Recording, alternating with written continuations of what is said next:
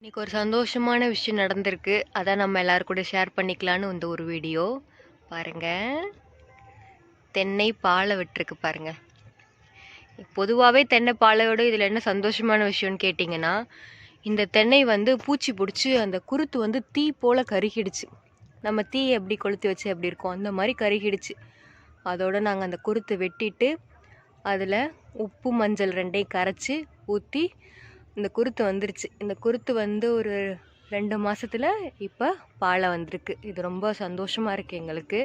ஏன்னா அந்த கண்டு பிழைக்குமா என்னன்னே எங்களுக்கு தெரியல. ஏன்னா அந்த குருத்தை வெட்டிட்டா தென்னை மரம் வராதுன்னு சொல்லுவாங்க.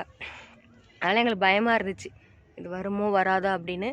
பட் குருத்தும் வந்துருச்சு, பாலையும் வந்துருச்சு. ஸோ அதனால் எங்களுக்கு டபுள் சந்தோஷம். இந்த மாதிரி மட்டையெல்லாம் வெட்டக்கூடாது, வெட்டினா பாலை விடாதுன்னு சொல்லுவாங்க. நாங்கள் ஏன் வெட்டினோன்னா அந்த குருத்து கருகிருந்துச்சு இல்லையா, அதனால வெட்டினோம். சரி மறுபடியும் குருத்து வருதா வரலையான்னு செக் பண்ணுறதுக்காக. நீங்கள் யாரும் இந்த மாதிரி மட்டையெல்லாம் வெட்டிடாதீங்க, வெட்டக்கூடாது. வெட்டினா பாலை விடுறது ரொம்ப கஷ்டம், அதனால் வெட்டிடாதீங்க. எப்படி அந்த பூச்சியை போக்கணுன்னா, உப்பு மஞ்சள் ரெண்டையும் நல்லா தண்ணி விட்டு கரைச்சிட்டு அந்த குருத்து மேலேயே ஊற்றணும். அப்போ தான் அந்த பூச்சி வேறு இடத்துக்கு பறந்து ஓடும், மேற்படி குருத்தையும் சாப்பிடாது. ஒரு 3 தடவை அப்படி ஊற்றுனீங்கன்னு வச்சுக்கோங்களேன், ஒரு வாரத்தில் 2 டைம்ஸ் ஊற்றுனீங்கன்னு வச்சுக்கோங்களேன், அதுக்கப்புறம் உங்களுக்கு குருத்து நல்ல குருத்தாக வந்துடும். கடைகளில் வாங்கி இதுக்கு மருந்து ஊற்றுனீங்கன்னு வச்சுக்கோங்களேன், சில நேரம் அது ஒர்க் அவுட் ஆகும், சில நேரம் ஒர்க் அவுட் ஆகாது.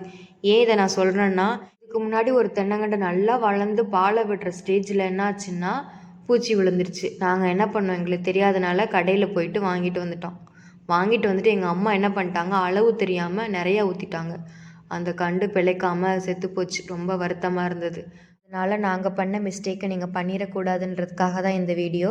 இந்த வீடியோ பிடிச்சிருந்துச்சுன்னா லைக் பண்ணுங்கள். கண்டிப்பாக வானஜோதிக்கு ஒரு சப்ஸ்கிரைப் பண்ணிவிடுங்க. தேங்க்யூ.